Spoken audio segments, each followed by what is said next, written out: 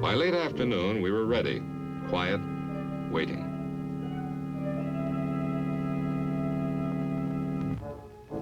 During our preparation, forces of the mock aggressor army were moving into their positions. Using tanks and armored personnel carriers, they concentrated their troops in key consolidation points.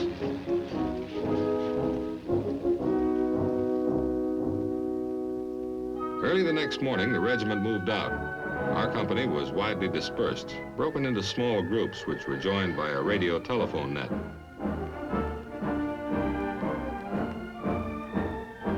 This is the best training in the world.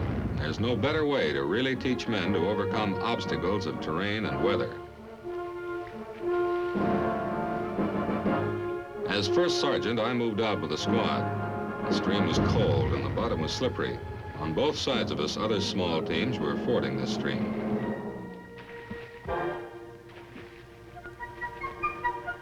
Our mission was to move across country and help seize an enemy-held hilltop.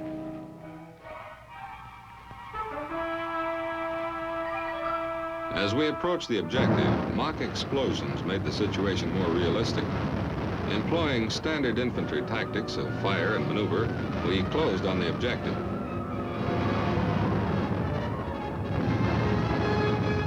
Coordinating widely scattered units in combat is no easy matter, but using a flexible communications net, the whole company was brought into position for the final assault.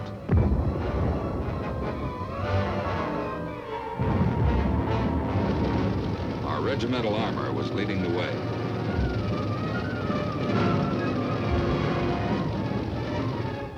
The signal to advance was given.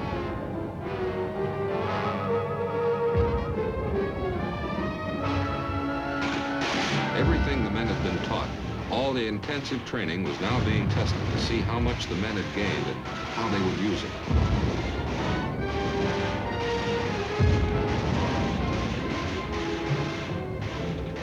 The small groups of aggressors were quickly routed. The objective was seized. Our estimated losses were light.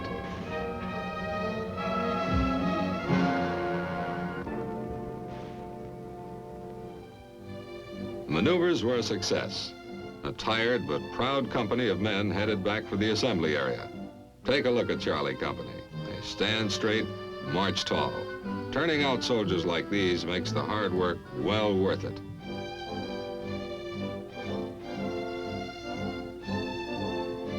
At the regimental area the following day, there was a full dress regimental inspection.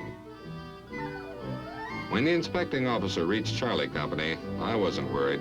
I knew my boys. I knew they'd pass inspection by anyone. From the guidon bearer who sets the pace to the last man in the last rank, it's a fine company, the best.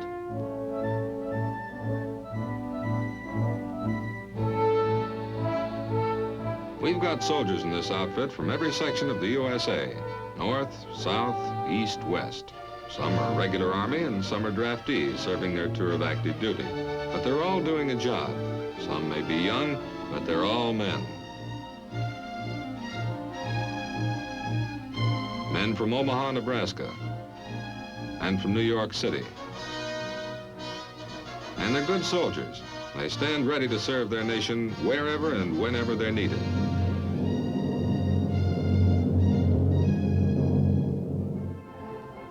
The following day, a full-scale parade was held. Colonel Walker was the reviewing officer. It's funny the things you think about when you're marching in a review. It seems like a long time since I first joined up, but they've been good years. I've been able to serve in many foreign countries, and I've worked hard, but I've had my rewards, too.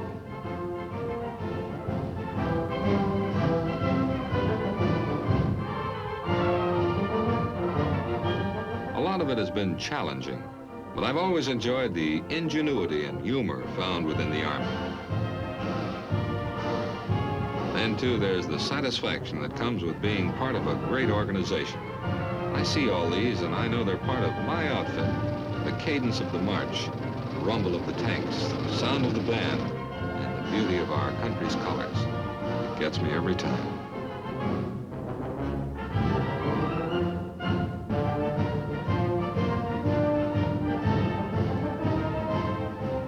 the biggest satisfaction for me has been knowing that what I'm doing is important. It's a job that really has to be done. It makes me proud. Proud to be a member of my company and my regiment. Proud to be a member of the United States Army.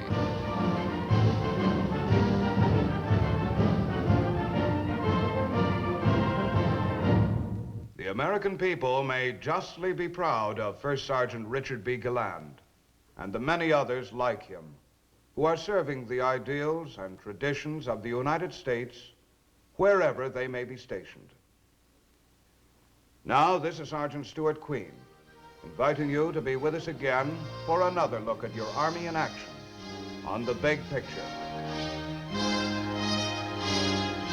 The Big Picture is an official report for the armed forces and the American people. Produced by the Army Pictorial Center. Presented by the Department of Army in cooperation with this station.